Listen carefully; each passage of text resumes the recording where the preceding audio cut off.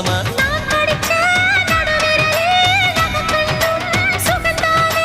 இடைவெளிகள் குறைந்து விட்டால் இம்சைகளும் சுகம்தானே